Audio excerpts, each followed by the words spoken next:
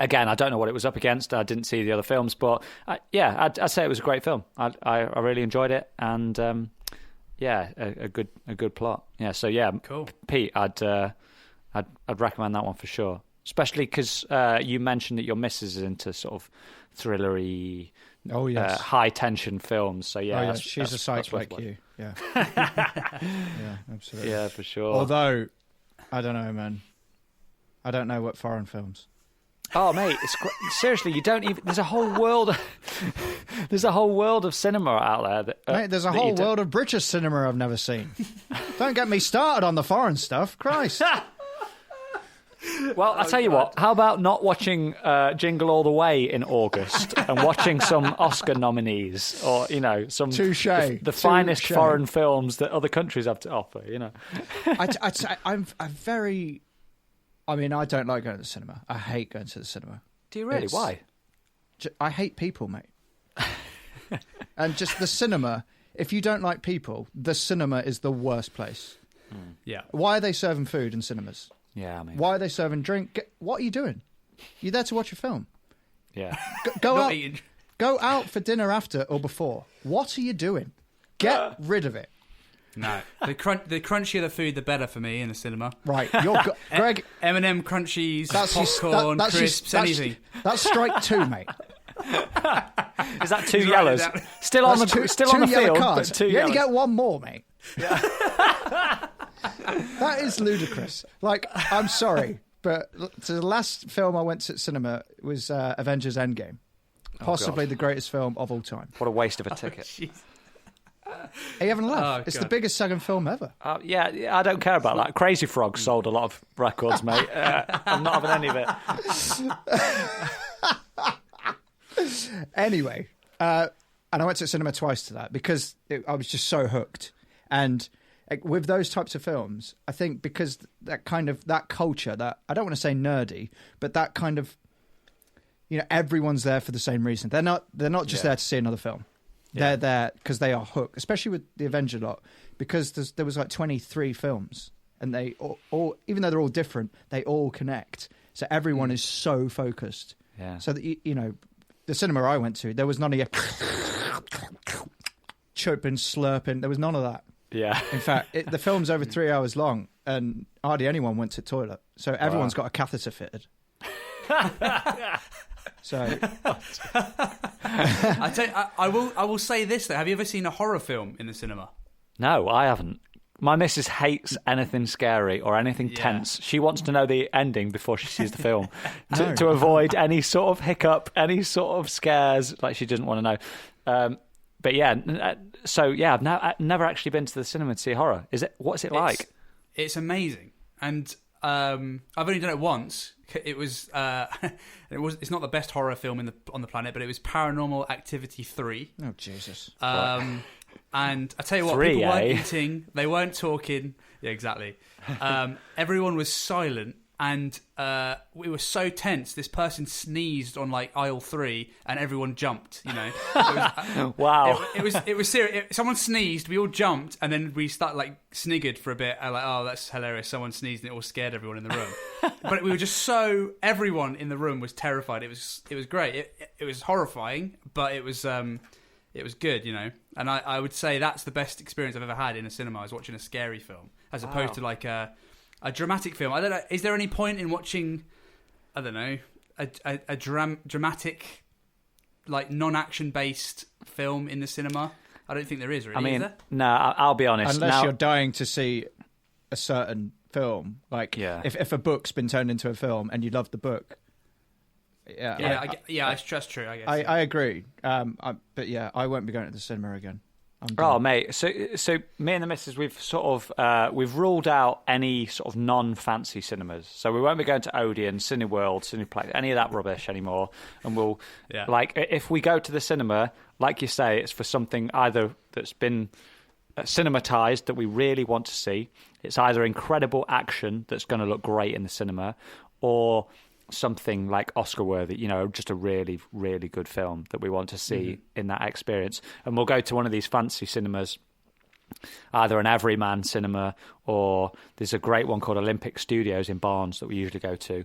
And it used to be an old recording studio, and like the Stones have recorded albums in there and stuff, and now they've turned it into a cinema, right? It's fantastic. There's a proper bar in there, like you can get a martini, like, and you can eat good stuff, non-crunchy stuff, Pete, and see if obviously it costs through the roof or something. It's like 16 quid a ticket or something, for a cinema. But the only thing is, like, we go, we might go 3 times a year, so it's not like every Friday night we'll go and spend 5 quid at the Odeon and watch some piece of crap that's Sharknado 5 or something. Like, it's we're only spending the money on stuff that's really good. And when we do go, it's such a good experience because we've waited for it, and it's a good film. We're not going to waste it on anything.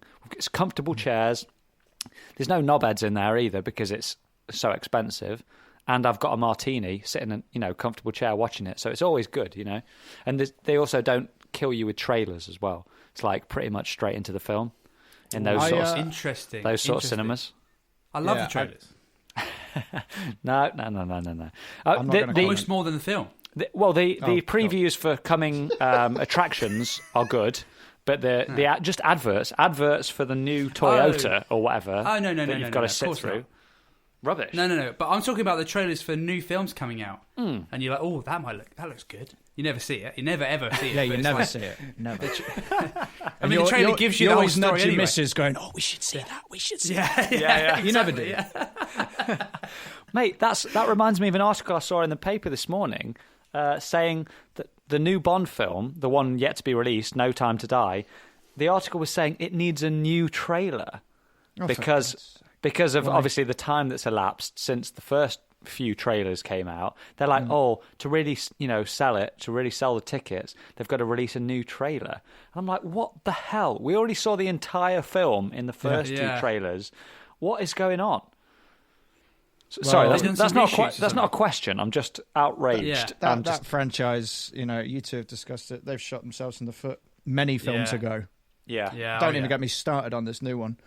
But James Bond hasn't been James Bond since Casino Royale. True. Agreed. And some would say even before that, with the Brosnan era. No. No, Greg. No.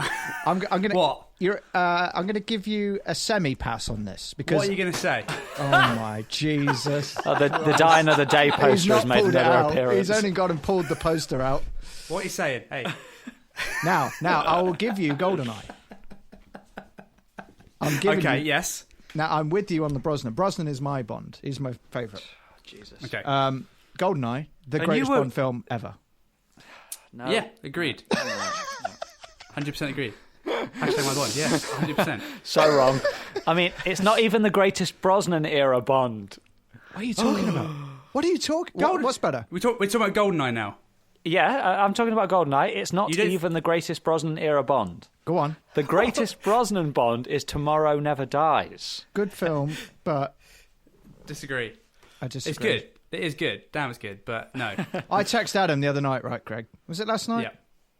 Dr. No was on. You text me every night, mate. Well, I do text you every night. You keep me going, mate. That's why. But anyway, I texted Adam the other night saying Dr. No is the biggest pile of I've ever seen. Oh, God. Oh, wow. It is so boring. No. So boring. I know it's old and, films were made different back then, but it is just awful. Oh, mate, just the characters, the acting, the clarity, the style, the everything, the storyline, the truthfulness to the original novel. Sod the amazing. books, mate. No one cares about the books. No one they cares should about do. the books. They should do. That's the problem. Nobody People cares just want about good the books. films. He's so upset. He's so Look at him. angry. He's genuinely squirming.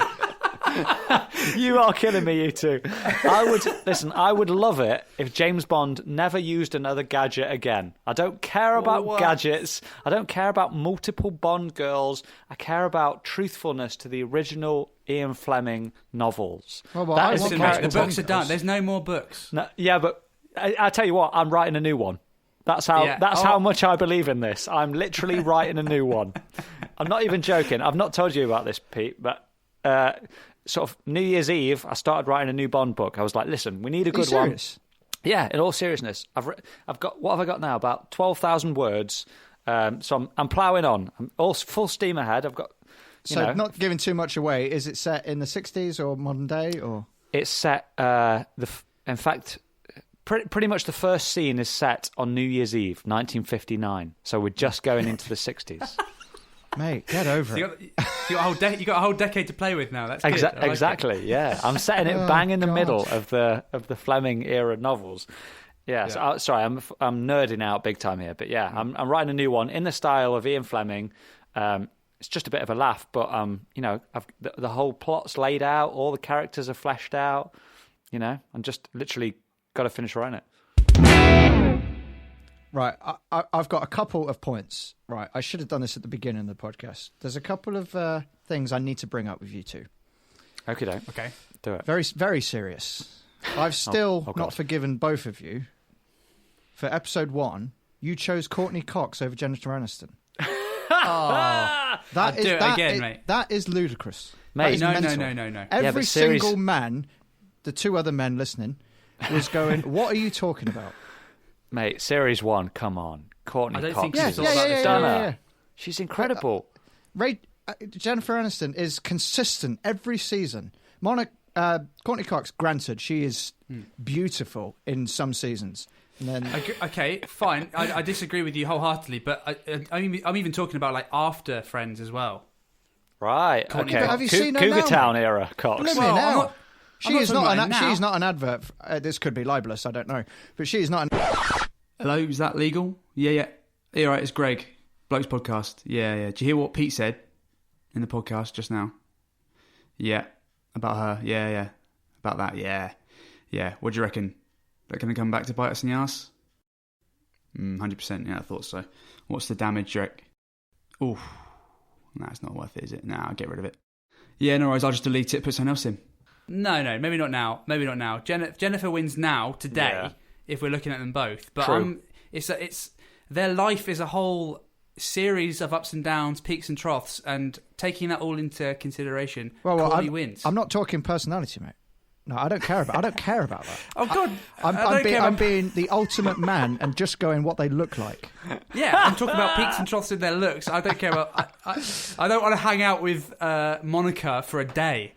I tell you what, though, I think Lisa Kudrow, Phoebe, gets overlooked. No, especially season 9, 10. She gets looked at too much. Season 9, 10. I think she's beautiful. Underlooked, if anything. So. Yeah, I mean, underlooked, overlooked. No. Listen, let's be clear. To the lawyers of the actresses mentioned, we are literally talking about the characters within Friends and their appearances at the time. But I'm not. Cut that bit out. My address is. Yeah. National security number is. So that's point 1, okay?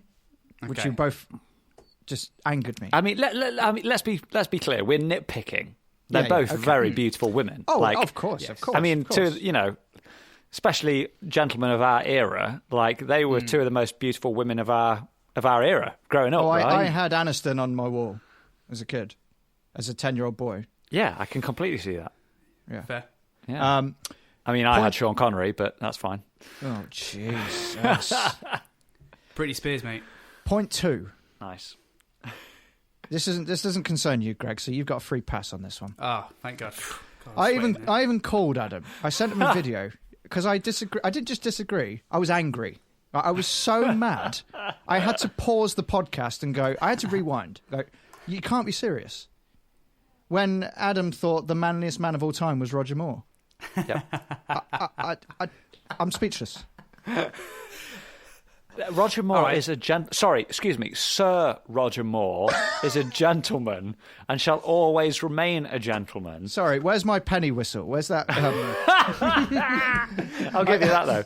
I will give you that. That scene where he jumps that sort of that Cadillac or whatever it is over that thing. Yeah. In Man with the Golden Gun, perhaps has to be the most wasted scene of footage in the entire Bond series. The man, I know the gags are written, and the writers and the director, they have to crowbar them in.